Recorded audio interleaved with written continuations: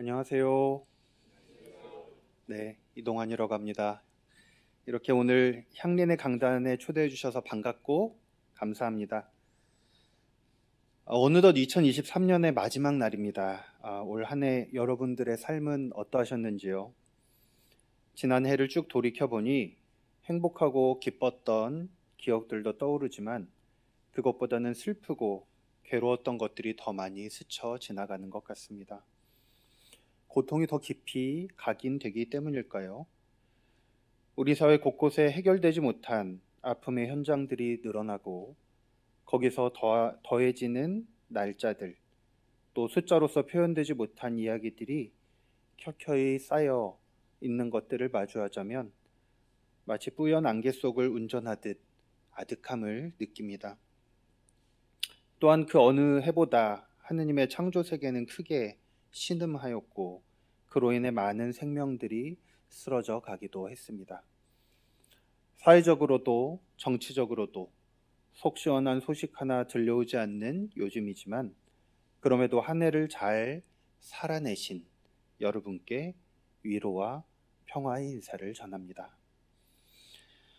오늘 복음서의 말씀은 아기 예수의 탄생 이후 부모들이 정결 예식을 행하러 예루살렘으로 갔다가 성전에서 시므온을 만나는 이야기입니다. 그리스도를 만나기 전에는 죽지 아니하리라는 계시를 받은 시므온은 성령의 이끌림에 의해 성전에 갔다가 마침 아기를 안고 들어오는 부모를 만나게 됩니다. 시므온은 단번에 그가 그리스도인 것을 알아챕니다. 그리고 아이를 축복하면서 마리아에게 말합니다. 보십시오. 이 아기는 이스라엘 가운데 많은 사람을 넘어지게도 하고 일어서게도 하려고 세우심을 받았으며 비방받는 표징이 되게 하려고 세우심을 받았습니다. 그리하여 많은 사람의 마음속 생각들이 드러나게 될 것입니다. 예수는 마국간의 말구유에서 태어나 가난한 목자들과 양들, 동방에서 온 이교도들의 축하를 받으며 태어났습니다. 이는 앞으로 예수가 어떤 위치에서 누구와 함께 살아가게 될지에 대해서 잘 드러내 보여주는 상징이었지요. 그리고 오늘 본문의 시므온의 예언을 통해서는 예수가 전하는 복음과 그의 삶이 어떤 결과를 가져올지에 대해서 우리에게 보여줍니다. 그 예언에 따르면 어떤 이는 걸려 넘어지며 어떤 이는 일으켜 세워집니다. 복음이라는 것은 선명하고 분명한 것입니다. 복음은 마치 거울과 같아서 그 앞에 서게 될 때에 감춰진 우리의 마음이 훤히 드러납니다. 화려한 언변과 아름다운 수사도 그 앞에서는 무용지물입니다. 참으로 복음 앞에 서면 마음 깊은 곳의 중심을 드러내기를 요구받게 되기 때문입니다. 아까 목사님께서도 소개해 주셨지만 저는 2019년에 인천 퀴어문화축제에서 참석해서 축복식을 집례했습니다. 우리 지금은 고인이 되신 임보라 목사님과 성공회의 김도래 신부님 그리고 저 이렇게 3명이 올라갔었는데요. 제가 소속되어 있는 기독교 대한감리회에서는 교단법에 성소수자에 대해서 차별하는 차별법이 있습니다. 그 내용은 동성애에 대해서 찬성하거나 동조하였을 때 정직, 면직, 출교에 처한다라는 규정입니다. 퀴어문화축제에서 축복식을 한 것이 동성애 찬성, 동조하는 행위가 되어서 고발이 되었고 교단 재판을 받게 되었습니다. 심사를 받고 재판에 회부되기까지 동성애를 죄라고만 하면 없던 일로 해주겠다라는 회유가 심심치 않게 들려왔습니다.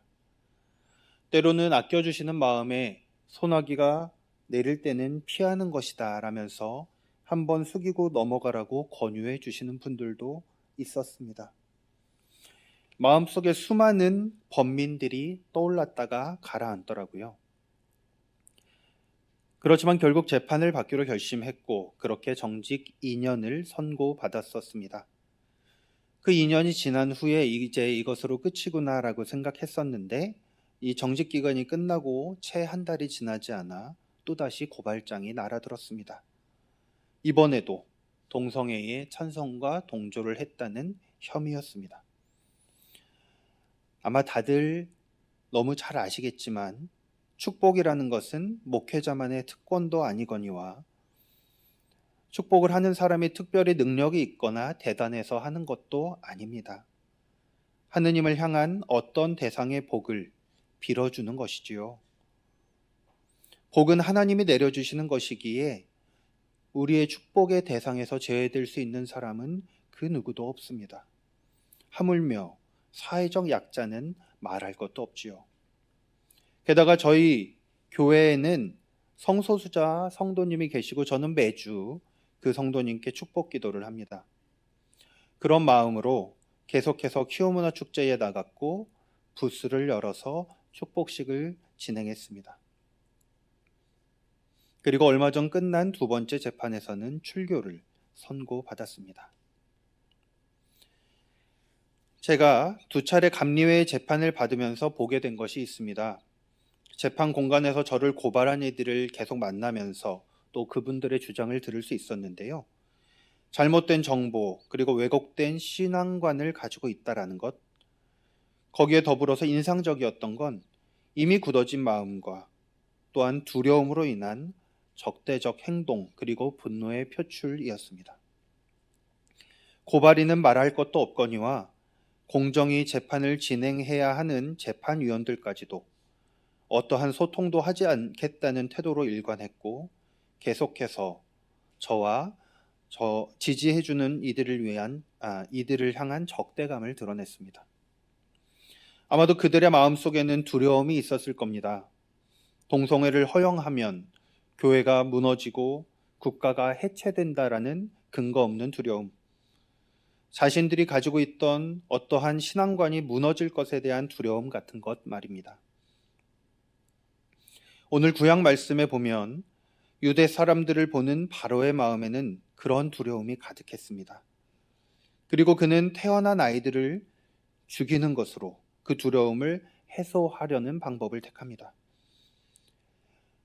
기실 인간의 마음이란 그렇습니다. 낯선 존재를 두려워합니다. 그렇지만 낯선 존재는 언제고 우리 앞에 나타납니다. 그리고 바로 그때 우리는 선택의 기로에 놓이게 됩니다. 알아가려는 노력을 하고 환대하며 포용하고 살아갈 것인가 아니면 내쫓고 죽여서 해결할 것인가 말입니다. 복음이라는 것은 정체되어 있는 것이 아닙니다. 복음은 계속해서 시대에 따라 그 경계를 넓혀가며 우리를 낯설므로 초대합니다. 복음의 본질은 확장성 그리고 포용성에 있습니다. 그리고 복음은 평생 우리를 어떠한 경계를 넘어서게 하는 시험대에 올려놓습니다. 우리는 복음을 잃어버린 자가 되지 않도록 끊임없이 자신을 점검하며 복음의 선명성 앞에 우리를 세워야 합니다. 예수님이 그러하셨던 말입니다. 예수는 자신의 시대에 소위 주류 안에 포함되지 못했던 이들을 향하여 나아가셨고 당시 사회의 질서 체제였던 율법이 죄인이라 규정하는 이들과 먹고 마셨습니다. 그리고 예수의 복음은 이제 성령의 시대를 만나서 바울과 사도들을 통해 이방인에게로도 나아갔습니다. 율법에 의하면 도저히 같이 할 수 없는 사람들이 함께 식사를 하게 됩니다. 이방인들도 세례를 받고 성령의 능력을 입고 전도자로서 세워집니다. 유대인과 이방인이 한 공동체를 이룹니다. 하나님의 사랑과 그리스도의 복음 안에서는 남자도 여자도 이방인도 유대인도 노예도 자유인도 장애인도 비장애인도 성소수자도 비성소수자도 없습니다. 김근주 교수는 자각한 여성의 존재가 여성 안수를, 흑인 그리스도인의 존재가 노예 문제에 대한 견해를 제고하게 만들었다라고 말하면서 새로운 해석이 등장하는 것은 언제나 새로운 시대, 새로운 상황, 새로운 사람들의 출현으로 인함이다라고 말합니다. 그렇습니다. 그리스도인들은 끊임없이 민중을 발견해 왔고 이미 존재하지만 목소리를 낼 수 없었던, 아니 들리지 않았던 이들의 이야기를 증폭시켜 소개하고 연대하여 왔습니다. 그 안에서 여성 그리스도, 흑인 그리스도, 민중 그리스도에 대한 담론을 발전시켜 왔지요. 이제 성소수자의 존재는 우리로 성소수자 그리스도를 상상하게 만듭니다. 그리스도인들은 끊임없이 우리 사회에서 밀려난 이들, 경계 밖으로 내어 쫓긴 이들을 생각해야 합니다. 그리고 교회가 그들을 호명해야 합니다. 들리지 않는 그들의 이야기를 들으려 노력해야 합니다. 그러기 위해서는 신학도 정체되어 있으면 안 됩니다. 정체되어 있는 것은 머무르는 것이 아니라 퇴행을 가져옵니다. 세상이 바뀌어 가기 때문입니다. 변치 않는 진리의 근간은 굳게 붙잡되 끊임없이 세상과 소통하며 나아가야 합니다. 그리스도의 복음이 진리이면서 또한 동시대적이라고 한다면 반드시 오늘날의 오클로스를 교회는 발견해내야 합니다. 저는 그것이 우리 그리스도인들에게 하느님께서 주신 사명이라고 믿습니다. 그리고 그렇게 계속 경계를 넓혀갈 때에 비로소 복음은 땅 끝까지 펼쳐져 나갈 것입니다. 지금 감리회에는 사상 검증의 광풍이 불고 있습니다. 전도사들은 목사가 되기 위한 진급 면접에서 동성애에 대해 묻는 질문 앞에 서게 됩니다. 소위 반동성애 교육도 필수적으로 이수해야 하는 법이 올해 통과되었습니다.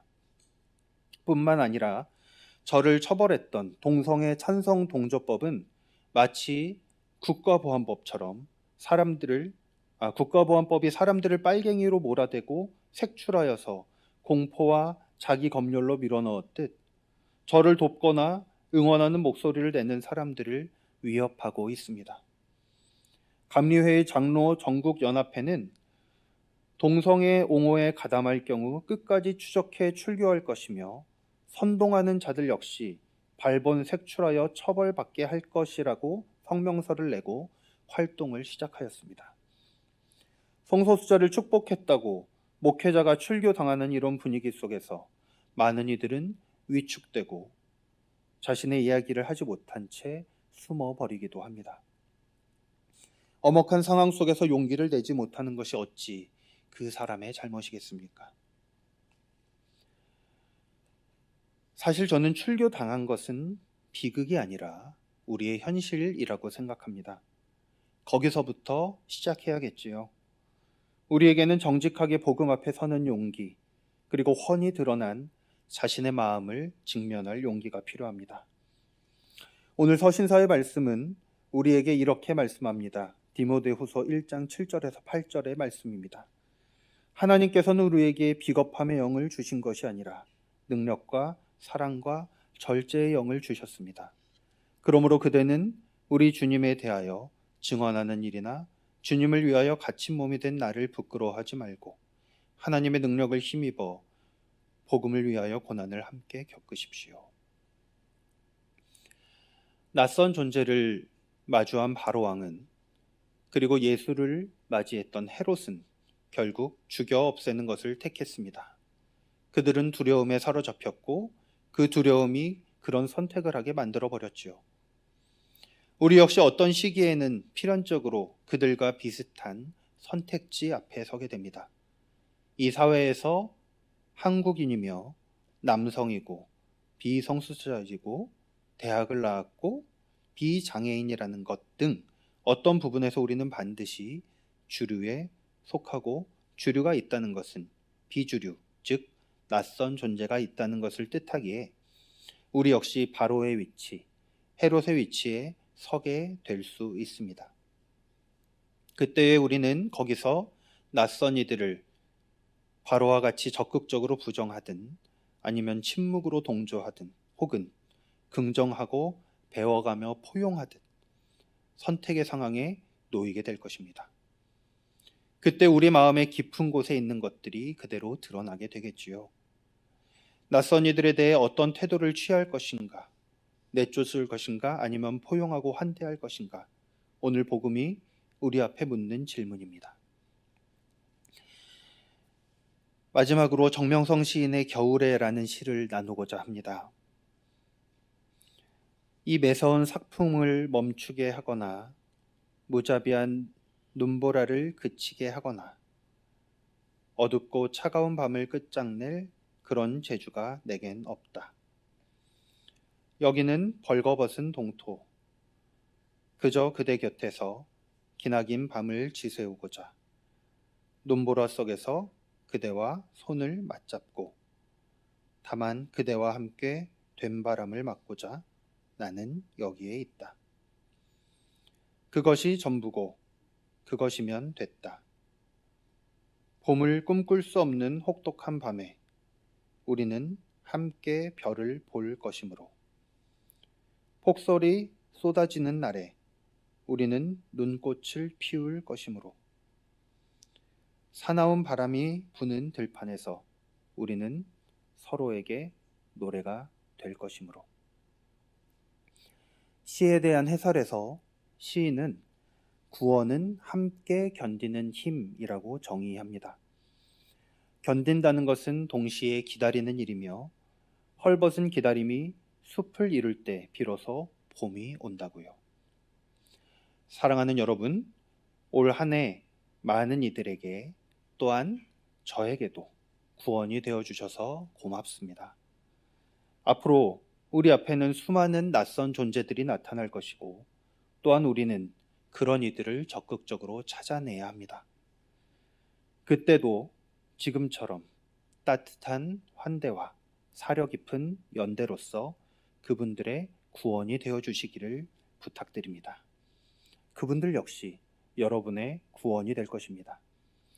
그때 그리스도의 복음은 더욱더 온전해져 갈 것이고 하나님의 나라는 한 발 더 앞으로 다가오게 될 것입니다.